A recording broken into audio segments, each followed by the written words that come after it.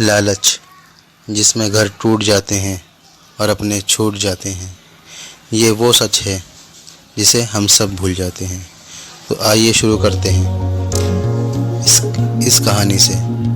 सुनील अपनी पत्नी के साथ अमेरिका में रहता था, जबकि उसकी माँ बूढ़ी अकेली इंडिया में रहती है। सुनील के पिता 3 साल पहले देहांत हो गए।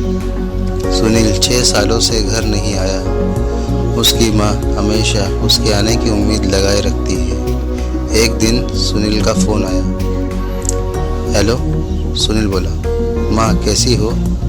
मैं कल इंडिया आ रहा हूँ। माँ बोली, क्या सच में? मैं ठीक हूँ। बहू और बच्चे भी आ रहे हैं ना? पोता पोती देखने का बड़ा मन था मेरा। माँ की आंखों में जैसे एक नई चमक आ गई थी। सुनील, नहीं माँ, अभी तो सिर्फ मैं आ रहा हूँ। अब हम सभी अमेरिका में रहेंगे। मैं तुम्हें लेने आ रहा हूँ। अब हम साथ रहेंगे। तुम जितना चाहो अपने पोता पोती को खिला लेना। अच्छा माँ, फ़ोन रखता हूँ। 5 दिन के बाद मेरी इंडिया की फ़्लाइट है। माँ, अच्छा ठीक है। माँ की आंखों के आंसू रुकने का नाम नहीं ले रहे थे। आखिर इतने सालों बाद अपने बेटे को देखेगी। बेटा 6 साल बाद घर लौट रहा था। 5 दिन बाद सुनील घर आया। माँ ने बहुत प्यार किया अपने बेटे को। उसका मनपसंद खाना बनवाया। रात को खाना खाते वक्त सुनील ने माँ को बताया कि हम जल्द ही वापस जाना है। उसे ज़्यादा दिन की छुट्टी नहीं मिली है। सुनील ने अपनी माँ को कहा, माँ जितना भी पैसा, जेवर या कीमती सामान है बांध लो। हम 2 दिनों के बाद अमेरिका चलेंगे। और हाँ माँ, कल मैं किसी प्रॉपर्टी डीलर से बात कर लूँगा मकान बेचने के लिए। माँ, बेटा मकान क्यों बेचना है? ये तुम्हारे पापा ने बहुत प्यार से बनवाया था। यहीं पर तुम्हारा बचपन बीता है।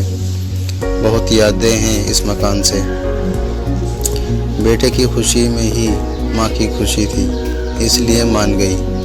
बेटे ने मकान अच्छी कीमत पर बेच दिया और अब सब कीमती सामान लेकर 2 दिन बाद अमेरिका जाने के लिए माँ बेटा एयरपोर्ट पहुँच गए। एयरपोर्ट पर सुनील ने अपनी माँ को एक कुर्सी पर बैठा दिया और कहा कि मैं थोड़ी देर में टिकट और फ्लाइट के बारे में पूछ कर आता हूँ।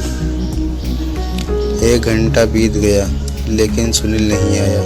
तभी एक एयरपोर्ट के कर्मचारी ने बूढ़ी माँ को बैठा देखा तो पूछा, माँ जी, आप किसी से मिलने आई है? माँ, नहीं, मेरा बेटा अंदर टिकट और फ्लाइट के बारे में पूछने गया है। उसका इंतज़ार कर रही हूँ। आज हम अमेरिका जा रहे हैं। कर्मचारी, लेकिन अंदर तो कोई नहीं है और अमेरिका की फ़्लाइट तो 30 मिनट पहले जा चुकी है।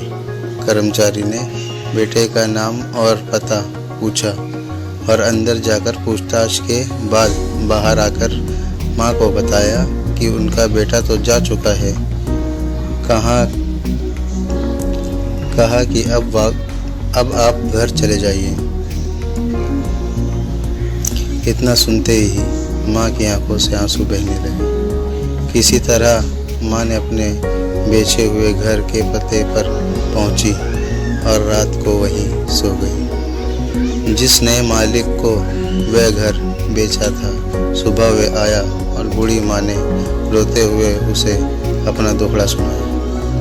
मकान मालिक का दिल पसीजा और उसने बूढ़ी माँ को एक कमरा किराए पर दे दिया।